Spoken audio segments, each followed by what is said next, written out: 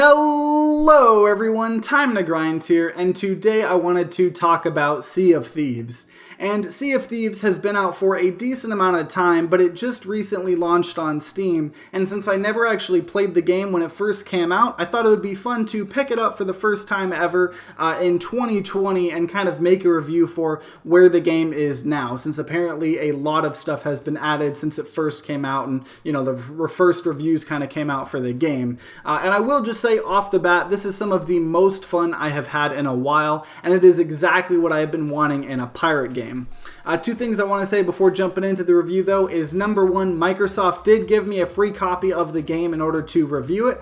I never let that influence my reviews. I just like being transparent with you all. And on top of that, I actually ended up buying the game anyways for my girlfriend to play with. So I ended up buying it one way or another. And that kind of loops into the second thing I wanted to say is all of my time in this game so far has just been me playing with one other person. So I don't have any experience playing solo, which I have heard is not the most fun, and I also have not been able to play with like a larger crew. And I'm sure that there is like a ton of super in-depth and complicated things that I have not experienced yet, but I just wanted to make a review kind of just at a base level, talking about how much fun this game is, at the very least at a casual level. Just wanted to let you know so you kind of know how I'm approaching this review. But without further ado, let's just jump into the review.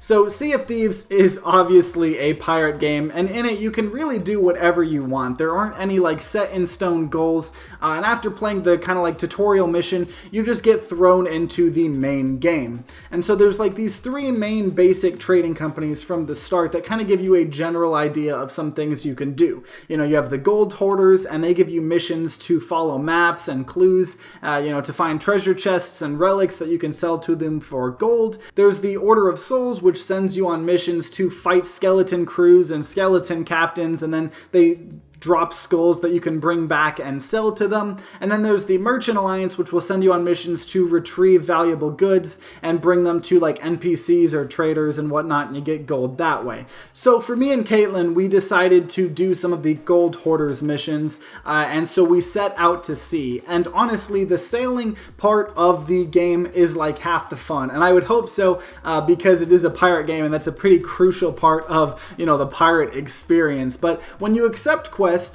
you kind of get maps, and they show you like X marks on certain islands, and you have to actually find that island on the map, on your ship, and start sailing there. There's no like mini map, and there's no UI at the top of your screen that's telling you exactly where to go, and the waves keep pushing you a little off course one way or another, so you have to keep checking your map.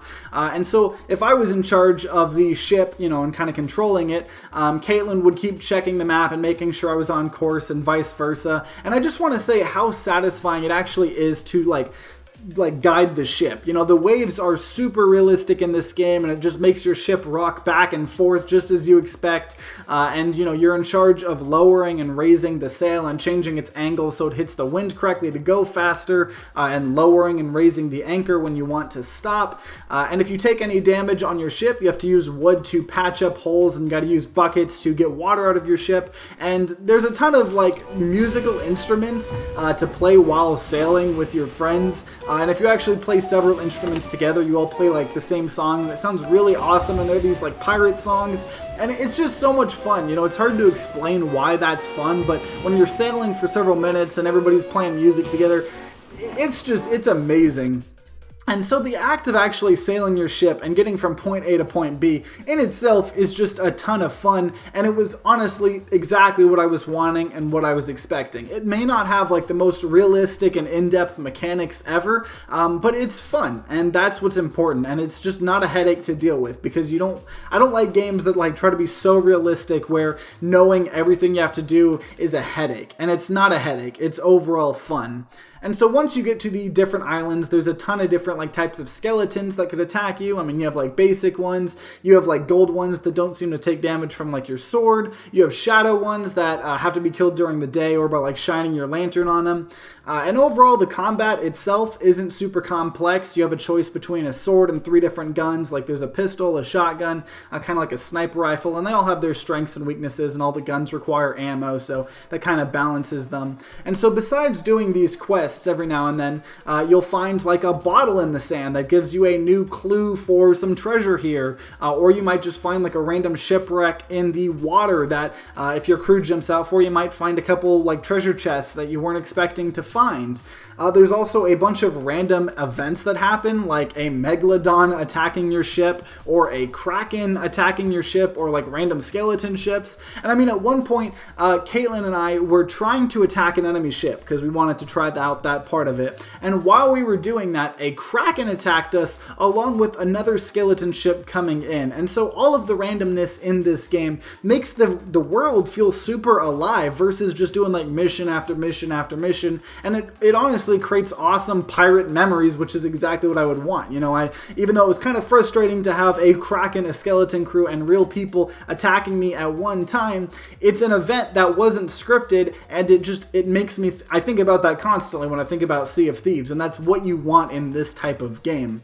There's also tall tales that are kind of like long scripted quests that tell like grand adventures, and so you know, these are really, really fun if you want kind of more of that scripted set piece pirate fun, and it's kind of a nice balance because they are really, really interesting. You know, you got puzzles. The first one that we were doing, you know, you got to go find some sunken thing that got shipwrecked, and you know, there's like instructions that you got to look through on your book to tell you where to go, and then there's like this whole puzzle aspect. I mean, it's just it's fun. It's like the scripted set piece pirate fun that you would expect in like a pirate movie, and that's awesome. And of course, you can't talk about a pirate game without being a pirate towards other players, and so the entire game is actually PvP. So most of the time, Caitlin and I, we just wanted to do PvE and kind of experience the game and kind of get a, you know, good feel for it. So we would keep an eye out for other ships, and if we saw any, we would just kind of run away and just try to stay as far away as we could, because if they attacked our ship, they could take like all the treasure and skulls or whatever that we spent the last hour retrieving.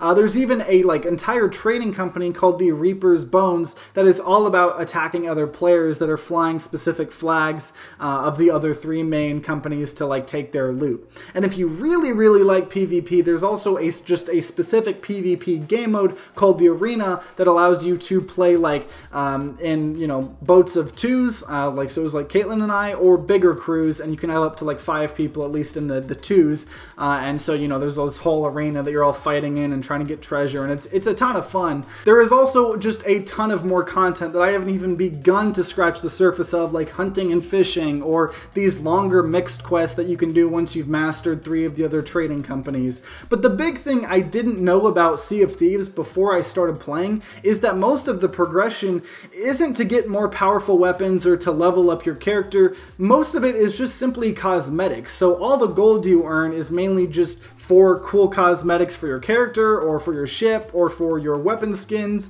and also you just level up the kind of different trading companies' reputations that allow you to do even more cool stuff and get even more rewards. And so whenever you actually log out and log back into the game, most of your short-term progress is wiped. You lose all the maps you had, you get a new ship, your inventory is wiped, you kind of just start fresh. Obviously, you keep your gold and your reputation and like the island you were at, and there's checkpoints now for the tall tales.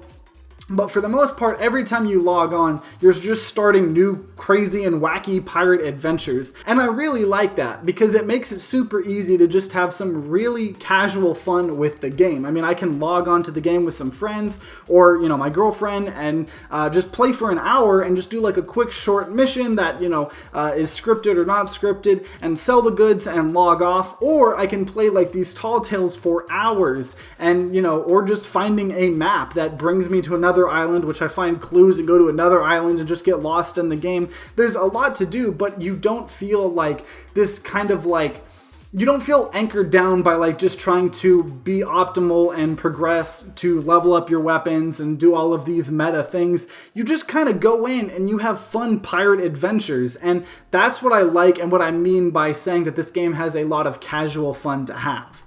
My only complaint with the game is sometimes it can be a little buggy. Like I've gotten stuck between rocks, and the game like teleports me back to my ship because I guess it just knows I got stuck. I have had ladders fling me off the ladders when I get to the top and then, you know, damage me. I've also had I don't know if this was a bug, but I got my ship sunk when we were getting attacked by the Kraken and the enemy and everything that was attacking us. And so our ship sunk, and I got put in a loading screen, and I assumed that that would mean because it was going to bring me to the graveyard boat, or maybe bring me to kind of like where my new boat was going to be. But then it instantly dropped me back in the water with the Kraken and everything else going on. And honestly, it scared the hell out of me because if you've been watching my videos for in the past, for some reason I'm scared of water in video games, which does make this game a little hard to play, especially with sharks and whatnot, but the game is fun enough, I get over it. But overall, I would highly recommend this game with the caveat that, make sure you have at least one other person playing, because I have heard solo is not the most fun. 2 players is a ton of fun on the smaller ships, and I imagine that, having a big crew would be fun as well. And if you're like me, the game first came out, it didn't get the best reviews. I heard there wasn't a lot of content to do, and so I kind of just forgot about it. I knew people were playing it, but I was like, whatever, I didn't hear very good things about that. But I am telling you, as of 2020, this game is a ton of fun, and there seems to be a ton of content in the game. So now is better than ever to pick up the game with it coming out on Steam. There's cross-platform on all the platforms, so if your best friend has it on Xbox or the Microsoft Store, you can still play with them. And it's just going to bring you those fun, good old pirate adventures that you have always wanted, and I can't recommend this game enough. And if you played the game back when it first came out, or if you're playing it now, I would love to know your guys' thoughts on the game. Let me know in the comments down below. Love talking with you guys. And if you enjoyed this video, then consider leaving a like down below and subscribing to see more content. I make 1 to 2 game reviews a week on just a wide variety of games, so definitely subscribe to check those out. And if you guys are having a great day today, I hope you continue having a great day. If you guys aren't having a great day, I hope you guys start having a great day. But either way, guys, I hope you guys have a great rest of the day. See you guys next time.